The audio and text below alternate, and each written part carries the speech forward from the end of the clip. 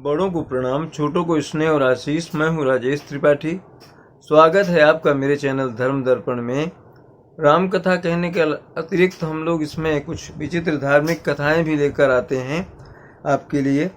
आज की जो कथा है वो भी अनोखी ही है।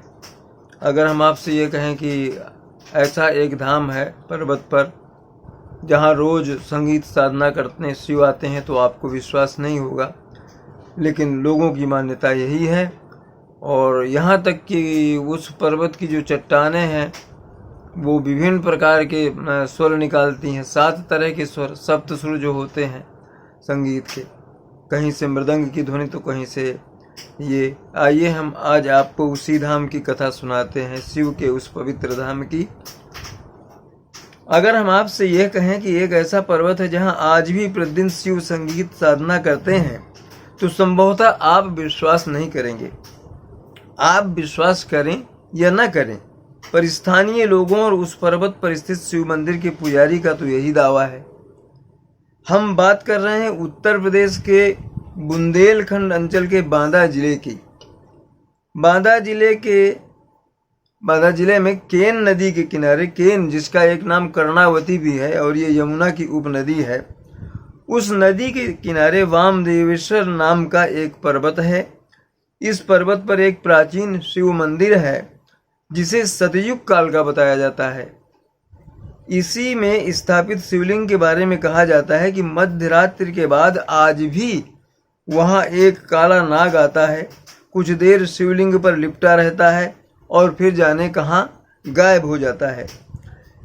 इस यूट्यूबर ने, यानी मैंने, राजेश त्रिपाठी ने 2016 की अपनी वामदेवेश्वर यात्रा के दौरान इस शिव मंदिर के दर्शन किए।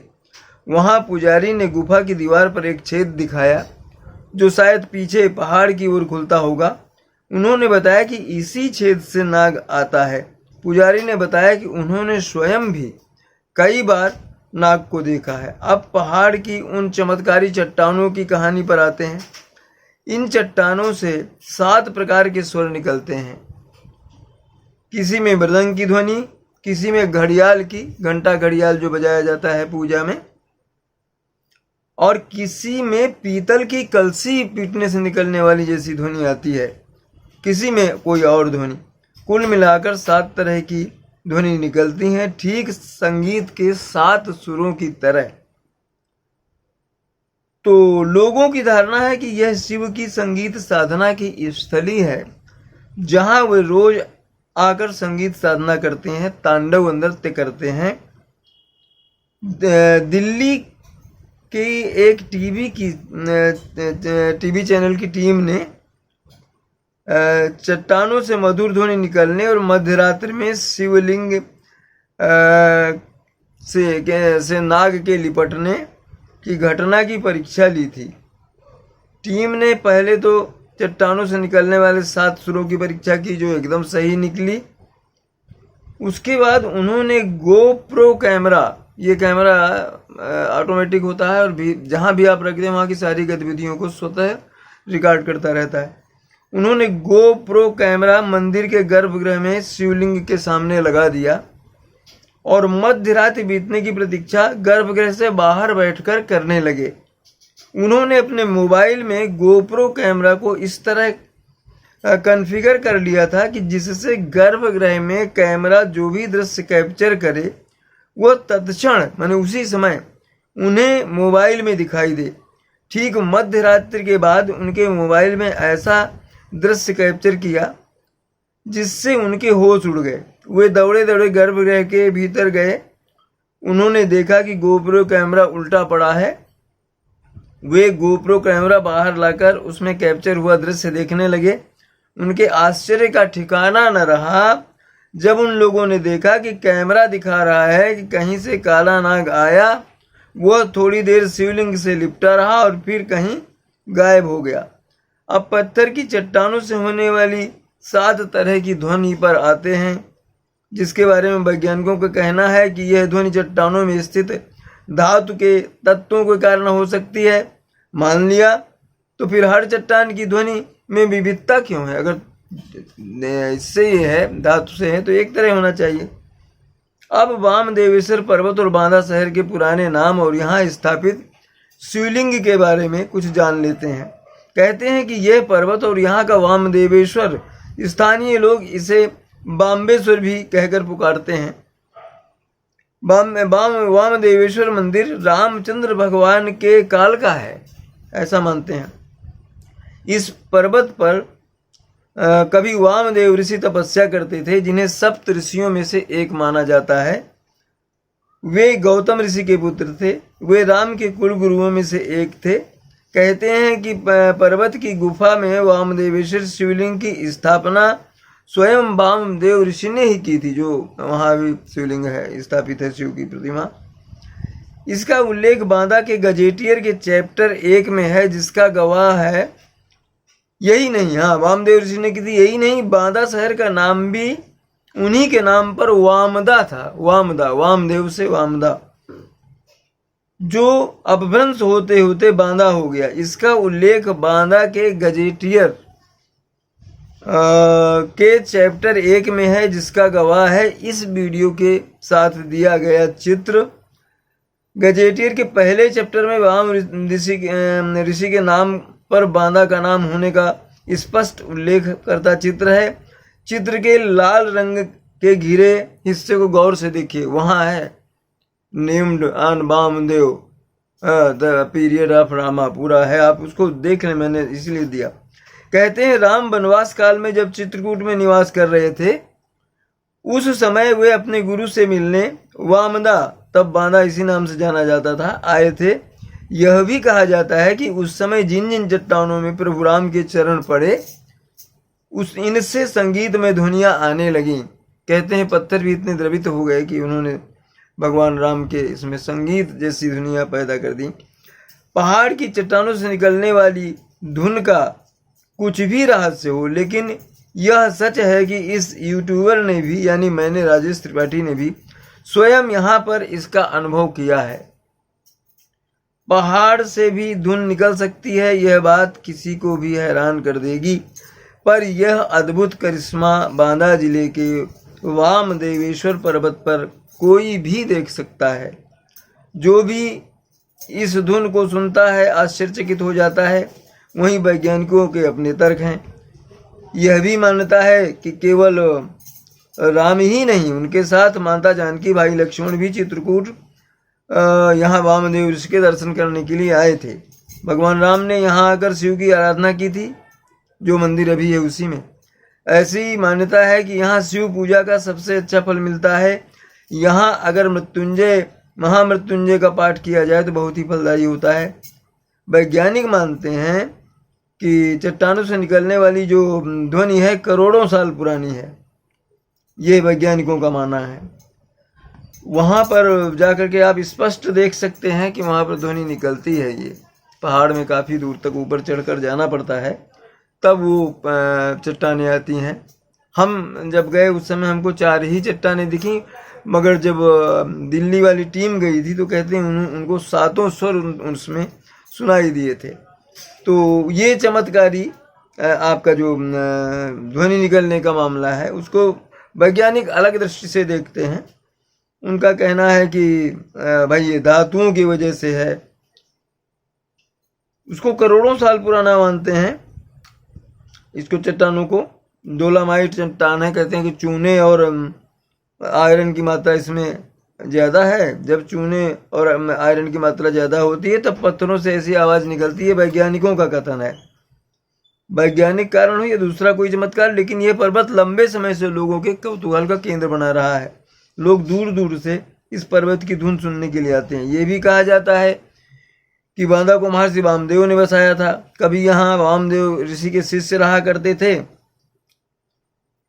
और धीरे धीरे वहाँ बस्ती बस्ती गई और ये बांदा जो है, वामदा जो है, वो धीरे धीरे अपभ्रंश होते होते बांदा हो गया। वामदा ही इसका नाम था, वामदेव के इस पर।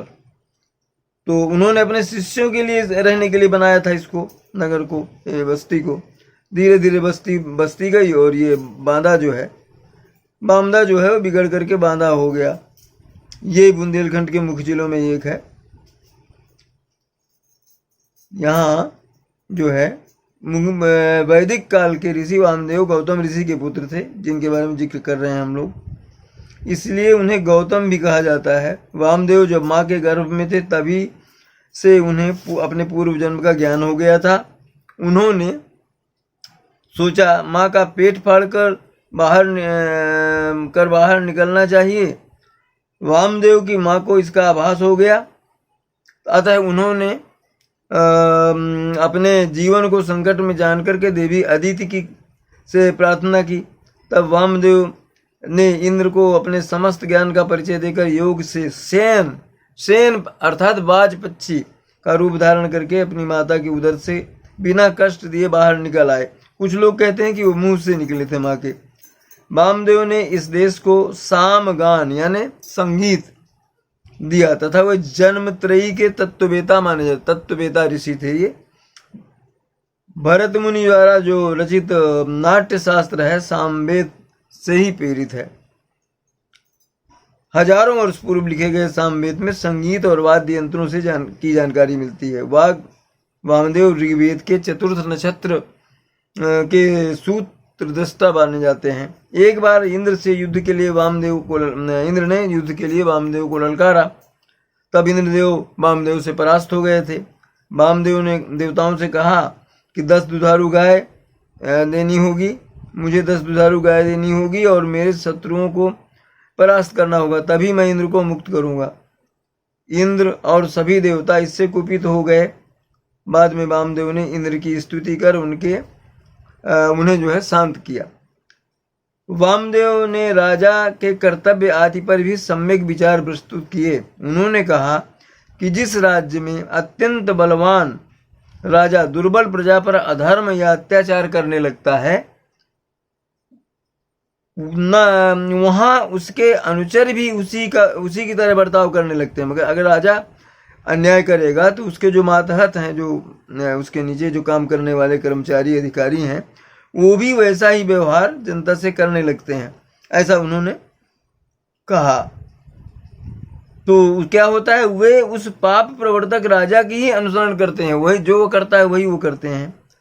अतः उद्दंड मनुष्यों से भरा हुआ वह राष्ट्र शीघ्र ही नष्ट हो जाता है।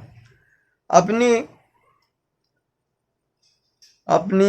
अच्छी अवस्था में रहने पर मनुष्य के जिस बर्ताव का दूसरे लोग भी आश्रय लेते हैं, उस संकट में पड़ जाने पर उसी मनुष्य के उसी बर्ताव को उसके स्वजन भी नहीं सहन करते। दुस्साहसी प्रकृति वाला जो राजा जहाँ कुछ उद्दंडता पूर्वक बर्ताव करता है, वहाँ शास्त्रोक्त मर्यादा का उल्लंघन करने वाला वो राजा शीघ्र ही नष्ट हो जाता है। ये राजाओं के बारे में उन्होंने बताया था। जो क्षत्रिय राज्य के रहने वाले विजित या अविजित मनुष्यों को अपने परंपरागत आचार विचार का पालन नहीं करने देता, माने जो उनके धार्मिक आचार विचार पर बाधा डालता है, जो राजा नहीं करने देता, वह क्षत्रिय धर्म से गिर जाता है, ऐसा माना उन्होंने। यदि कोई राजा पहले का उपकारी हो और किसी कारणवश वर्तमान काल में द्वेष करने लगा हो, तो उस समय जो राजा उसे युद्ध में बंदी बनाकर द्वेषवश उसका सम्मान नहीं करता, वह भी क्षत्रिय धर्म से गिर जाता है।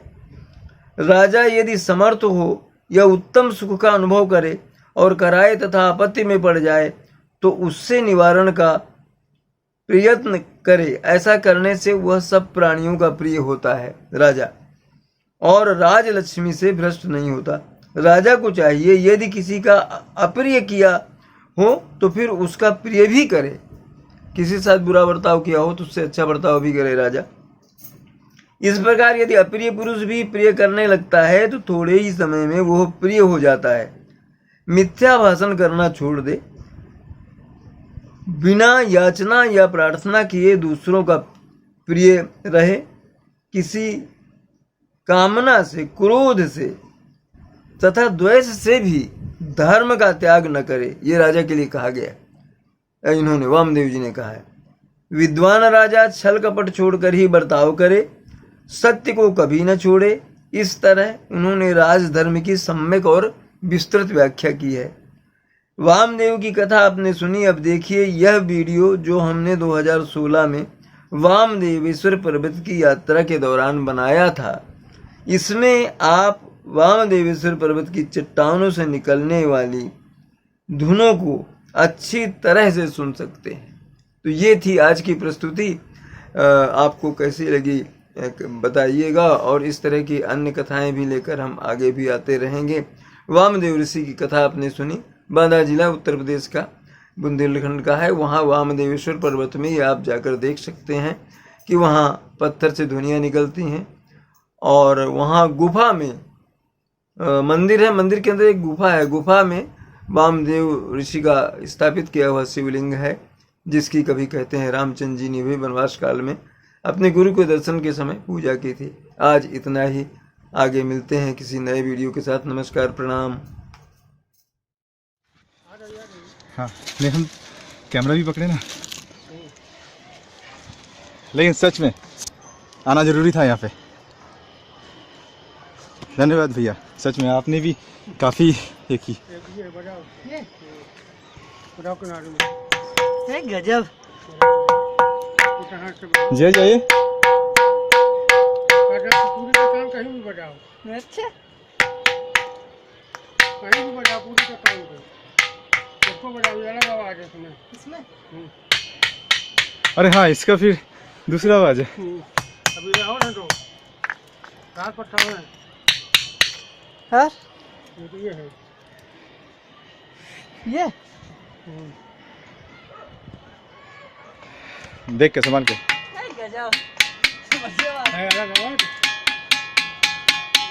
बिल्कुल, तीनों की अलग अलग आवाज।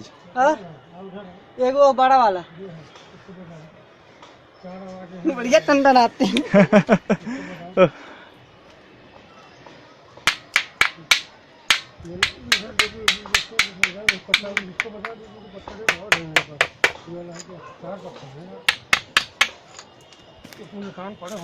अरे बस तो रहा है वाला ज़्यादा नहीं है का दिखा इसको दिखा। हाँ यही है। हाँ, तो आप कहीं भी बजाओ, एक गूंज है एक। हर कोई भी करना, आप कर रहे हो पट्टा है।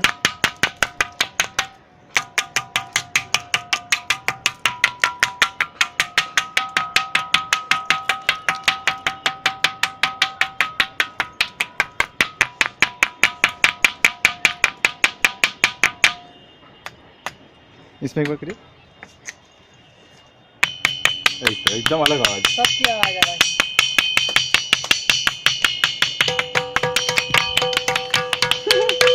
दोनों एक साथ बज रहे तो एकदम अलग आवाज समझ में आ रही है ना। कौन सा 7 पत्थर है? 4 पत्थर। 4 पत्थर है भाई साहब। 4 पत्थर ही तो, ये 3 इधर, एक उधर। ये है एक, ये 2, इधर ये 3। इसमें एक बार ये 3 और ये और एक उधर है 4। वो ये वो 4। सच में सच में।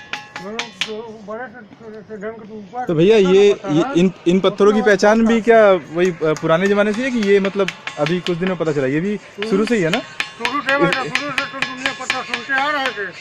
इसका भी तो शायद कुछ इतिहास है कि राम बताया करते थे, तो आए थे, तो ऐसे मतलब खोज है एक तरीके। हमारे पिताजी ने जो बताया है कि वो ये है कि राम जी जब शायद यहाँ पे आए थे तो उनके चरण जहाँ जहाँ पड़े थे उस हिसाब से भी शायद कुछ ये है। जो 4 वाला बजाइए, उसको ज्यादा आवाज है। किसकी? उसकी ना, ये वाला। और ये काफी ऊंचाई पे भी है। बहुत ऊंचा।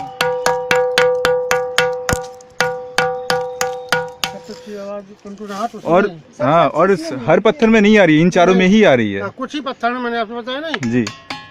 एक मौनी बाबा की कुटिया बनी हुई है, उसके बगल में छोटा पत्थर है जी, इतना बड़ा होगा जी, उसमें आवाज बहुत है। अच्छा। हाँ। जैसे पीतल के बर्तन, लेकिन वो रास्ता और दुर्गम है। दुर्गम क्या है, मतलब चाबी नहीं इस समय यहाँ पर।